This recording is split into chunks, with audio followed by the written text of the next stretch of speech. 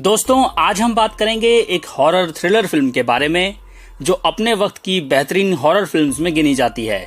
मैं बात कर रहा हूं 1963 में आई फिल्म द बर्ड्स के बारे में।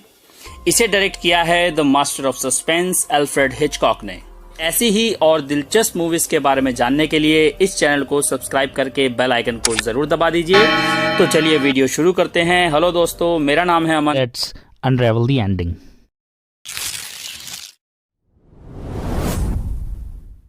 चलिए दोस्तों, अब आते हैं इस फिल्म की एंडिंग पर। इस फिल्म की ओरिजिनल एंडिंग थोड़ी डिटेल्ड होनी थी, जिसमें मिच और उसका परिवार ड्राइव करके टाउन में पहुंचता, वहां फैली हुई तबाही देखता और मरे हुए लोगों को देखता। कई और बर्ड्स अटैक होते हुए दिखाए जाते, यानी कि पूरी एंडिंग इससे कहीं ज्यादा खतरनाक होती। पर जैसा कि हम जानते हैं, ऐसा कुछ नहीं हुआ। वो लोग मेलेनी की कार से निकले और हमारी नजरें जहां तक जा रही थी वहां तक बर्ड्स ही बर्ड्स थे। वहां कुछ ड्रामा नहीं हुआ, कुछ बुरा भी नहीं हुआ, सिर्फ बर्ड्स ही बर्ड्स दिखे और तो और दी एंड तक लिखा हुआ नहीं दिखाया गया। ये एक ऐसी एंडिंग थी जो एंडिंग लगती ही नहीं है। ऐसा लगता है जैसे फिल्म को बीच में ही खत्म कर दिया गया है। और यही तो हिचकॉक चाहते थे। उन्होंने हमें यहाँ कुछ भी रिजॉल्व करके नहीं दिया। हमें नहीं पता कि बर्ड्स कहाँ से आए और ना ही कभी पता चलेगा। क्या मेलेनी अपने सदमे से उभरकर मिच से शादी करेगी? क्या टाउन जाते जाते पूरे परिवार की मौत हो जाएगी? हमें कुछ नहीं पता, सिवाय बर्ड्स के कब्जे के और इंसानों की इस उम्मीद के कि ये बर्ड्स उन्हें यहाँ से निकलने देंगे और सैन फ्रांसिस्को में सब कुछ ठीक हो जाएगा। ये फिल्म देखते देखते एंडिंग हमें ऐसा सोचते हुए छोड़ जाती है कि कहीं हम ही तो इन बर्ड्स के अगले शिकार तो नहीं हैं। इसी दहशत से सबसे बड़ा सवाल हमारे मन में उभर कर आता है कि हिचकॉक ने बर्ड्स के इन्वेजन का रीजन एक्सप्लेन क्यों नहीं किया।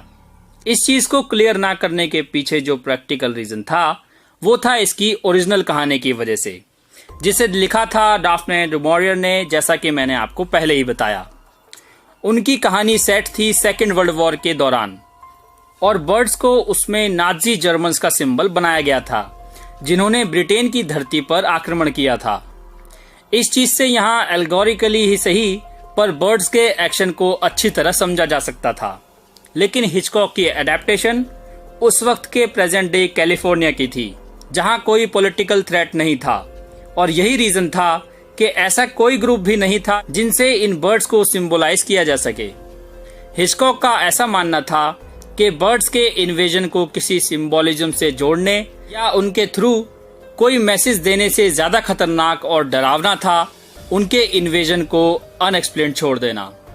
इसलिए उन्होंने ये सब ऑडियंस के इंटरप्रिटेशन पे छोड़ दिया, जिन्होंने टाइम टाइम पर इसकी अलग अलग थ्योरीज हमारे सामने पेश की, जिसमें सबसे फेमस थ्योरी ये थी कि ये बर्ड्स नेचर की पावर को रिप्रेजेंट करते हैं, जिसके आगे इंसान बेबस है। कई लोगों का ऐसा भी मानना है कि इसकी इंस्पिरेशन हिचकॉक को एक रियल लाइफ इवेंट से मिली जो हुआ था 1961 सैन फ्रांसिस्को में। इसमें हजारों सीगल्स उड़ते हुए लोगों के घरों में घुस गए थे और बेवजह उन्होंने खुद को मार लिया था। लुइजियाना स्टेट यूनिवर्सिटी के साइंटिस्ट ने पता लगाया कि उन बर्ड्स के खाने को डोमोइक एसिड में मौजूद नर्व डैमेजिंग टॉक्सिन्स ने जहरीला बना दिया था।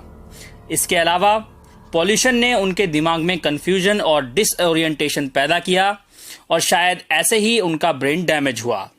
जब इस मामले की तहकीकात की गई तो पता चला शायद इसके लिए भी इंसान ही जिम्मेदार हैं और ये पॉसिबली उस इलाके में लीक करते हुए सेप्टिक टैंक्स की वजह से हुआ था।